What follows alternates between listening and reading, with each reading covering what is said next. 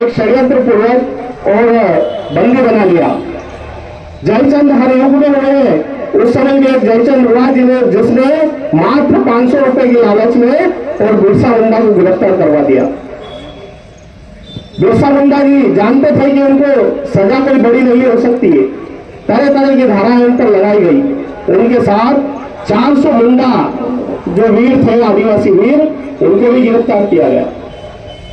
किंतु आगे षड्यंत्र पूर्वक उनके पानी में जहर मिला दिया गया अंग्रेजों द्वारा और सन 1900 में 9 जून 1900 में उनकी रहस्यमयी हत्या कर दी गई। वे बलिदान हो गए। किंतु आज भी हमारा समाज, ये पूरा देश उनको भगवान बिरसा मुंडा के रूप में और पूजता आ रहा है। पिछले 10 नवंबर 2021 को देश के यशस्वी प्रधानमंत्री ने आज के दिन को 15 नवंबर को राष्ट्रीय जनजातीय गौरव दिवस इस रूप में घोषित किया। ये काम हमारे भारतीय जनता पार्टी के और यशस्वी प्रधानमंत्री नरेंद्र मोदी जी ने किया। ऐसे ऐसे वह महापुरुष, आज उनकी जन्म जयंती पर हम सभी उनको शत शत नमन करते हैं। अभी पिछले वक्तव्य में हमको बताया गया कि तथाकथित कुछ समाज सेवी संगठन जो अपने आप को बड़ा समाज सेवी करते हैं, वे हमारे भोले भाले समाज को भ्रमित करने में लगे। वो कहते हैं कि हम हिंदू नहीं है। अरे भाई, जो हिंदू है वो आदिवासी है और जो आदिवासी है वो हिंदू है। क्योंकि प्रकृति की पूजा, अभी दयाल जी भाई साहब बता रहे थे, प्रकृति की पूजा तो हिंदू ही करता है।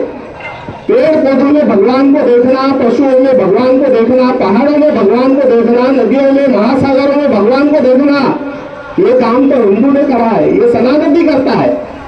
और ये सिर्फ आडंबर नहीं है। पेड़ पौधों में भगवान को देखना ये सिर्फ दिखावा नहीं है, इसके पीछे बहुत बड़ा वैज्ञानिक कारण भी है। हम अपने घर में तुलसी माता की पूजा करते हैं, हम पीपल में देव के दर्शन करते हैं, लेकिन उसका वैज्ञानिक कारण यह है कि पीपल और तुलसी एक ऐसा पौधा है जो 24 घंटे और व्यक्ति को ऑक्सीजन देता है। अन्य जो पेड़ पौधे हैं वो दिन में ऑक्सीजन देते हैं, लेकिन रात में कार्बन डाइऑक्साइड छोड़ते हैं। इसलिए हमारे गांव में हमने सुना हुआ, बूढ़े बुजुर्ग हमको कहते हैं कि हाथ पड़े सोना, रुखड़ा बुंदे मत उलझे, या नहीं बैठना चाहिए। ये अन्य पेड़ों के नीचे हमको बैठते नहीं देते, क्योंकि रात में वो भी कार्बन डाइऑक्साइड छोड़ते। लेकिन पीपल और तुलसी ऐसे पौधे हैं, पेड़ है जो 24 घंटे ऑक्सीजन देते हैं। इसलिए हमने उनमें भगवान के दर्शन किए, उनको माता माना है।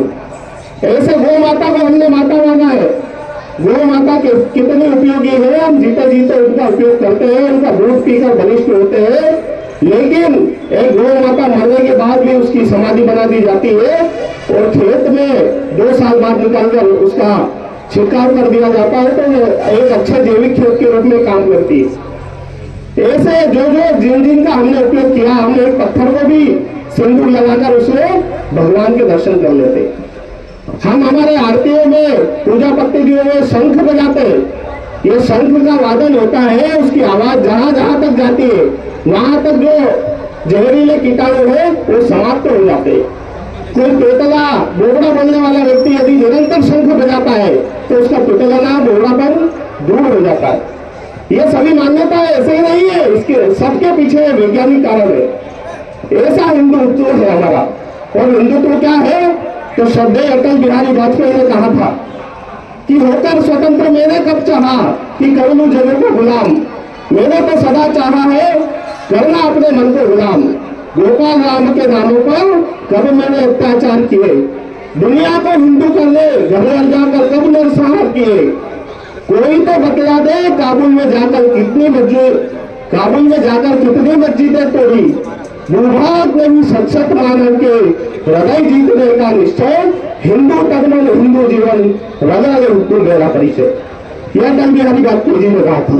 यह हिंदुत्व की परिभाषा है। लेकिन बंधुओं, हमारी इस सभा में राष्ट्रीय स्वयंसेवक संघ के जो हमारी मातृ संस्था है उसके स्वयंसेवक भी बैठे हैं। ये जो तथाकथित संगठन आज पैदा हो गए हैं वो बिरसा मुंडा को अभी अभी जानने लगे हैं। कब से जानने लगे हैं? जब से केंद्र में राष्ट्रवादी सरकार बैठी है। लेकिन बिरसा मुंडा का स्मरण हम कब से करते आ रहे हैं? तो 1925 से करते आ रहे हैं। हमारे एकात्मता स्त्रोत जो संघ शिक्षा वर्ग में रहे हैं उनको पता है, प्रातःकाल एकात्मता स्त्रोत होता है जिसमें धरती माँ के लिए लड़ने वाले, जीने वाले, मरने वाले सैकड़ों महापुरुषों का नाम लिया जाता है, उनको स्मरण किया जाता है। उस एकात्मता स्त्रोत में 19वां श्लोक आता है, बिरसा सहजानंदो रामानंदस तथा महान वितरंतु सदैवेतु देवी सद्यो संपदा। बिरसा मुंडा जी का श्लोक में नाम आता है, संतों के नाम साथ में नाम लिया जाता है। बिरसा मुंडा जो जनजाति समाज के साथ मिलकर अंग्रेजों से लड़ाई लड़े थे, और सहजानंद एक संत हुए, स्वामी हुए, उन्होंने उद्धव संप्रदाय की स्थापना करी थी। रामानंद एक महान संत हुए, ये तीनों देवी सद्गुण संपत्ति से संपन्न थे और वे लगातार हमको ऐसी शक्तियां प्रदान करते हैं, ऐसा श्लोक का अर्थ है। तो हम बिरसा मुंडा जी को तब से जान रहे हैं, 1925 से उनका स्मरण कर रहे हैं, लेकिन आज कल ये तथाकथित जो संगठन खड़े हुए वो बिरसा मुंडा जी का दुरुपयोग करने हमारे समाज को भड़काने में लगे। इन सभी से हमको सावधान रहना पड़ेगा और ये देश के टुकड़े चाहने वाले, समाज के टुकड़े चाहने वाले ऐसे लोगों को हमको बताना पड़ेगा कि ये भारत कोई भूमि का टुकड़ा नहीं है, ये तो जीता जागता राष्ट्र पुरुष है। इसकी ये वंदन की धरती है, ये अभिनंदन की धरती है, ये अर्पण की धरती है, ये तर्पण की धरती है। इसकी नदी हमारे लिए गंगा है, इसका कंकड़